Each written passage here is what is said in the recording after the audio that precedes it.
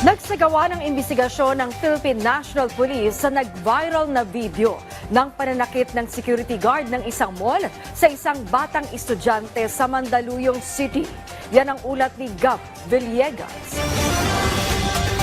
Viral ngayon sa social media ang ginawang pagtaboy ng security guard ng kilalang mall sa isang estudyante sa Mandaluyong City. Makikita sa video na sinira ng gwardya ang sampagita na paninda ng estudyante. Hindi pa nakontento ang gwardya. Sinipa pa nito ang estudyante dahilan para ito ay gumanti. Tinaboy rin ng gwardya ang isa pang bata na may dala ring sampagita. Ikinalungkot naman ng pamunuan ng mall ang nasabing insidente. Tinawag na rin ng pamunuan ng mall ang pansin ang security agency para magsagawa ng agaran at masusing investigasyon. Sinibak na rin sa pwesto ang gwardya at hindi napapayagan na muli pang makapagserbisyo sa kanilang mga mall. Hindi raw palalampasin ng Philippine National Police Supervisory Office on Security and Investigation Agency o PNP SOCIA ang insidente ng pagsipa ng security guard sa sampagita vendor. Ayon kay Civil Security Group spokesperson Police Lieutenant Colonel Yudisan Goltiano, nagsasagawa na ng motu proprio investigation para sa administrative complaint ang SOCIA laban sa security guard. Sakali anyang mapatunayan nagkamali ang security guard, maaaring matanggalan ito ng lisensya at hindi na makapagtrabaho bilang security guard.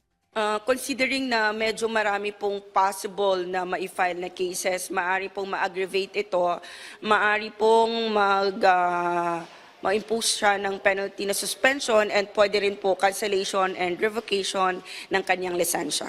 Inaalam na din anya ng SOCIA kung may pananagutan ang Red Eye 2 Security Agency sa naging asa ng security guard. Ang Department of Social Welfare and Development makikipag-ugnayan sa Local Social Welfare and Development Office para matiyak ang intervention sa batang nasa viral video.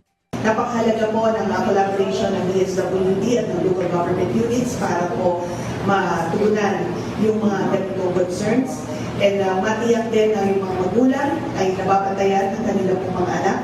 Gab Villegas para sa Pambansang TV sa Bagong Pilipinas.